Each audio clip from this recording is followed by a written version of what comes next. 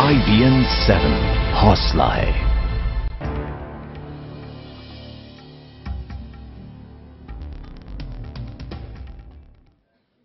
विद्यार्थियों साथ એટલા બધા ભળી ગયેલા અને સવારે 5 વાગે રેગ્યુલર વ્યાયામશાળામાં આવે તો હું પણ રેગ્યુલર 5 વાગે વ્યાયામશાળામાં જતો। વ્યાયામશાળામાં એ મલખંબ શીખવાડતા। મલખંબ જેણે કર્યો છે ખબર હશે કે જેના શરીરમાં આસનો અને યોગની આદત હોય એ મલખંબમાં ખૂબ સફળતા है। नमस्कार, मैं हूं आपके साथ हिमानी नैथानी। प्रधानमंत्री नरेंद्र मोदी के ये बोल जो आप सुन रहे थे, ये तब के हैं जब वो गुजरात के मुख्यमंत्री हुआ करते थे। एक बार एक बच्चे ने उनसे ये सवाल पूछा था कि उनमें इतनी ऊर्जा कहां से आती है, क्या वो कोई योग करते हैं? इसी के जवाब में मोदी ने कहा था कि योग उन्हें कड़ी मेहनत के लिए तैयार करता है। तो आज हम ये बात इसलिए कर रहे हैं क्योंकि इस हफ्ते प्रधानमंत्री नरेंद्र मोदी ने बिना पहले किसी ट्रेनिंग लिए, बिना किसी तैयारी के सियाचिन पहुंचकर सभी को चौंका दिया। सियाचिन में मोदी ऐसे दिख रहे थे जैसे किसी मैदानी इलाके में हों। 15,000 फीट की ऊंचाई पर इतना सामान्य बर्ताव सामान्य नहीं।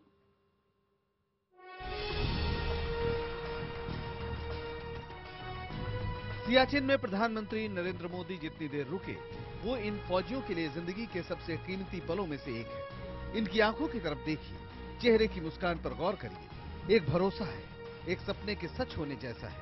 उन्हें यकीन नहीं हो रहा कि देश का प्रधानमंत्री उनके बीच है।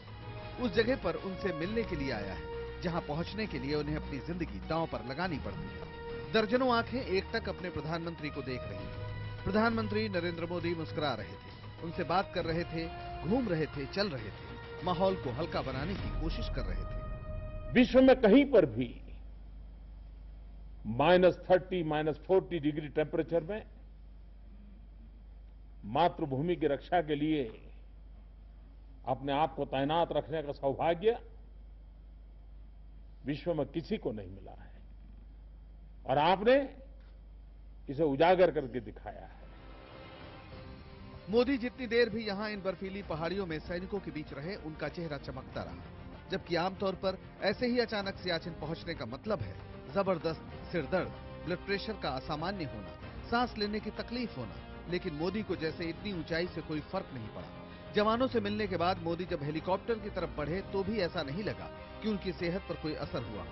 वो ऐसे हेलीकॉप्टर की सीढ़ियां चढ़ रहे थे जैसे वो हेलीकॉप्टर दिल्ली में खड़ा हो।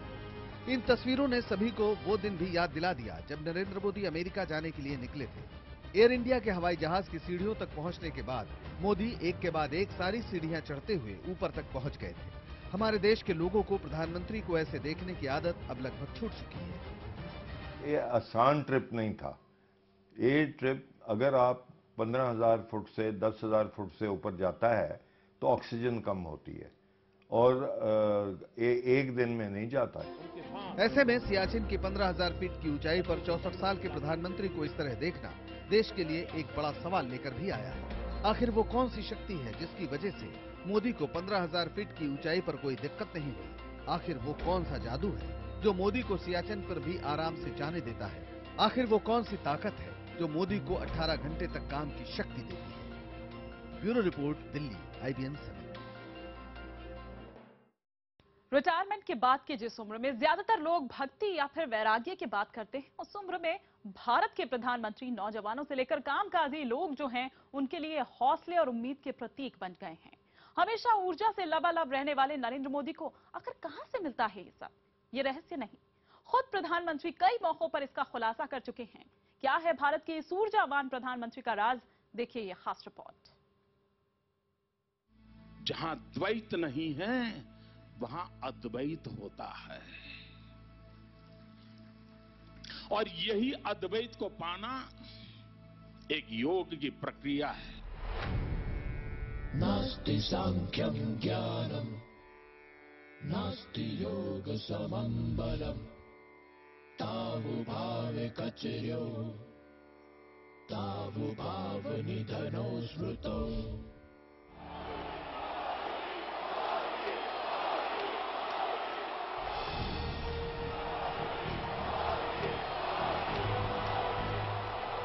चौसठ साल की उम्र और ये जोश। हमारे देश में 60 साल की उम्र में ज्यादातर लोग सरकारी नौकरी से रिटायर हो जाते हैं। रिटायरमेंट की उम्र पार करने के 4 साल बाद भी प्रधानमंत्री नरेंद्र मोदी का इतना सब कुछ आसानी से कर लेना इतना आसान भी नहीं है। आखिर मोदी इतना सब कैसे कर लेते हैं, इसका जवाब देंगी आपको ये तस्वीरें।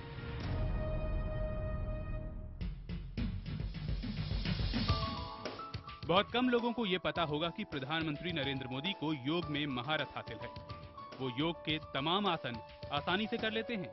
योग ही उन्हें वो शक्ति देता है जिसके चलते वो सियाचिन की बर्फीली पहाड़ियों पर बिना किसी तैयारी के पहुंच गए।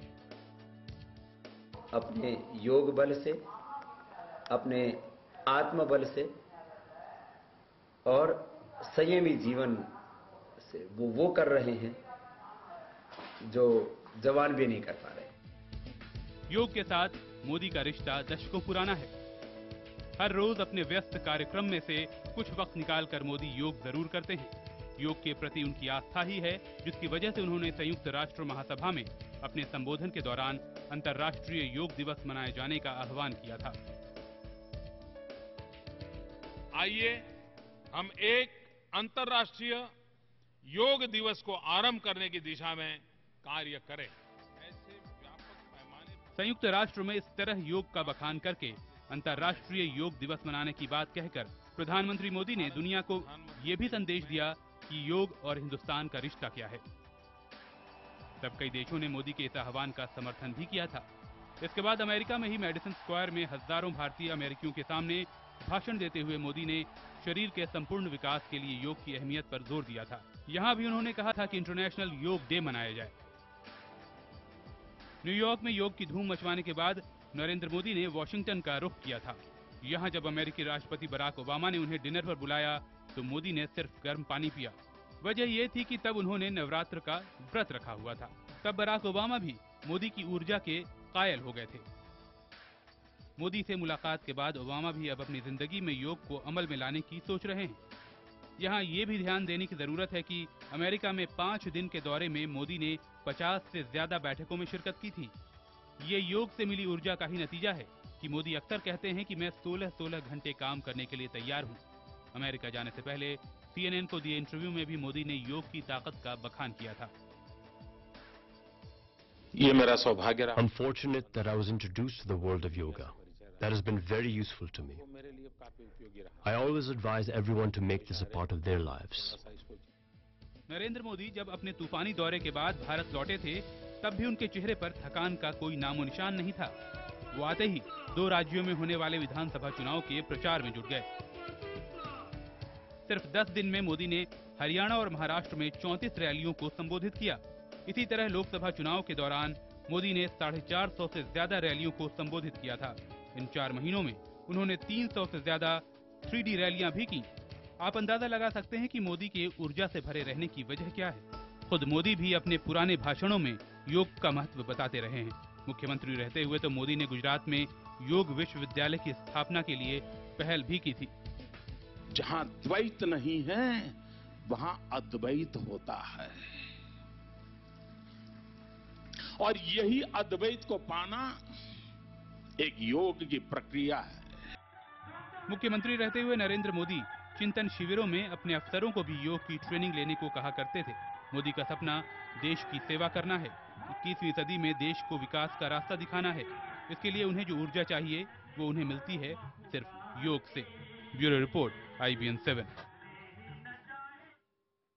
सियाचिन के जिस रण क्षेत्र में प्रधानमंत्री मोदी बिना किसी तैयारी के अचानक पहुंच गए, वो किसी फौजी के लिए भी हैरान कर देने वाला लम्हा था। 3 हफ्ते की तैनाती के लिए 3 महीने की ट्रेनिंग से गुजरने वाले फौजियों से इतर नरेंद्र मोदी अगर बिना किसी तैयारी के दुनिया के सबसे ऊंचे रण क्षेत्र में पहुंच गए तो इसका श्रेय योग को ही दिया जा रहा है।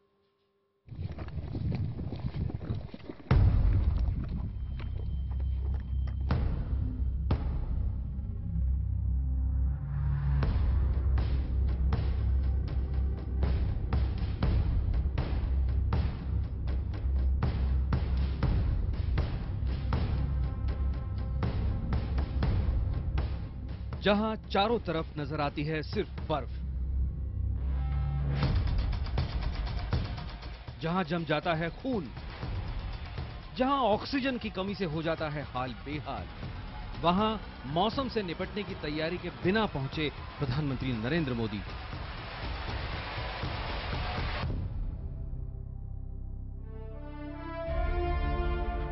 मनाया दिवाली का त्योहार, देश और दुनिया को भेजा शुभकामनाओं का संदेश। आसान नहीं है इस जगह बिना खास तैयारी के पहुंचना। हाई एल्टीट्यूड यानी बहुत ऊंचे इलाकों में जाने पर मानव शरीर में कई किस्म के बदलाव देखे जाते हैं। सर में दर्द और सांस लेने में दिक्कत के अलावा कई और किस्म की परेशानियों से दो चार होना पड़ सकता है, लेकिन मोदी ने इन सब की परवाह नहीं की। मैं इन ऊंचाइयों पर जब पहुंचा तो हमारे साथ वाले डॉक्टर हर पल मुझे देख रहे थे, मेरा बीपी चेक कर रहे थे, मेरा ऑक्सीजन चेक कर रहे थे। ऐसा पहले कभी नहीं हुआ था जब किसी प्रधानमंत्री ने दुनिया के सबसे दुश्वार रण क्षेत्र में जाकर मनाई हो जवानों के साथ दिवाली। ये संदेश था देश की रक्षा करने वाले जवानों का हौसला बढ़ाने का, 125 करोड़ देशवासियों की तरफ से जवानों को दिवाली की बधाई देने का। मैं इस ऊंचाई से भारतवासियों को भारत के लिए जीने मरने वाले जवानों के साथ खड़ा रह करके एक विशिष्ट रूप में दीपावली की शुभकामनाएं देता हूं।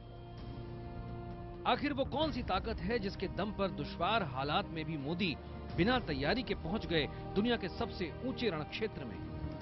दरअसल बरसों से उनकी योग की आदत ने आसान कर दिया उनका ये मुश्किल सफर।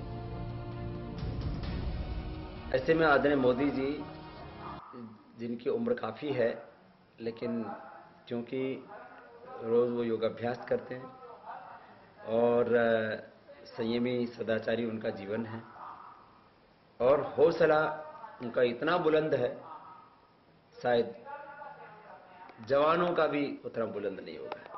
तो अपने योग बल से, अपने आत्म बल से और संयमी जीवन से वो कर रहे हैं जो जवान भी नहीं कर पा रहे हैं। सबसे ऊंचे रण क्षेत्र में एक तरफ है पाकिस्तान और दूसरी तरफ है चीन, मगर 23,000 फुट ऊंचे सियाचिन में असली दुश्मन है बेरहम मौसम। लेकिन हर चुनौती के बीच सियाचिन में डटे रहते हैं भारतीय जाबाज सैनिक। वतन की राह पर अपनी जान की परवाह न करने वाले ऐसे ही जवानों की हौसला अफजाई के लिए प्रधानमंत्री नरेंद्र मोदी पहुंचे थे सियाचिन। मकसद जाबाजों में वो जोश और जज्बा पैदा करना जो दुश्मन के हर कोशिश को नाकाम कर दे। बहादुर जवानों को ये बताना कि वो सरहद पर जरूर हैं, लेकिन देश उन्हें भूला नहीं है। मकसद है दुनिया को ये बताना कि भारत अपने हितों के लिए कोई भी कदम उठाने से पीछे नहीं हटेगा।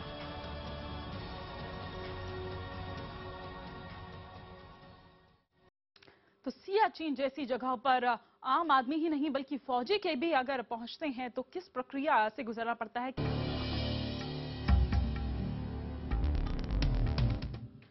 आप देख रहे हैं हमारी खास पेशकश मोदी का हठ योग। सियाचिन जैसे मुश्किल जगह पर बिना तैयारी के जाकर मोदी ने यह साबित कर दिया कि वो जिस चीज की जिद ठान लेते हैं उसे पूरा करके ही रुकते हैं। सियाचिन जैसी जगह पर फौजी ही नहीं आम आदमी के लिए भी पहुंचने की प्रक्रिया कितनी मुश्किल है, देखिए इस खास रिपोर्ट में।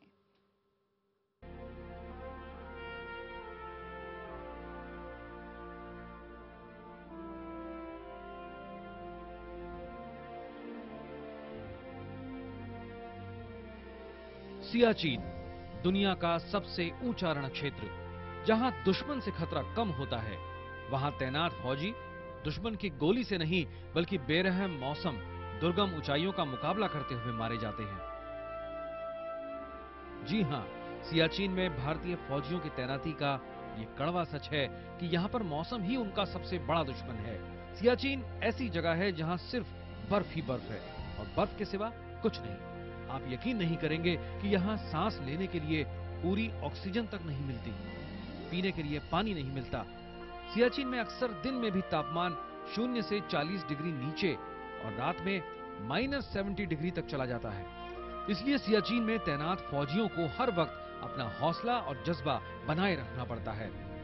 तमाम मुश्किलों के बावजूद दुनिया के सबसे ऊंचे रण क्षेत्र में हिंदुस्तान के जाबाज जवान हर पल जान की बाजी लगाने को तैयार रहते हैं। हम यह चाहते हैं कि इससे भी ऊंचे भारत माँ का ध्वज है, हम इससे भी ऊंचे स्थान पर उसको फहराएं। जहाँ पर हमने झंडा गाड़ा है उसको हमने अपने कब्जे में रखना है, ये हमारा मकसद लेकर के उस चढ़ाई को हम पार करते हैं। ऐसे ही जाबाज जवानों में जोश और हौसला भरने के लिए प्रधानमंत्री नरेंद्र मोदी सियाचिन गए।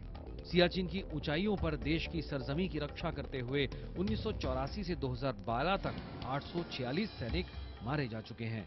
बावजूद इसके देश की सरजमी की रक्षा करने के लिए देश को यहाँ पूरे साल अपने फौजियों को तैनात रखना पड़ता है, क्योंकि सियाचिन में है आमने सामने डटी हुई भारत और पाकिस्तान की सेनाएं।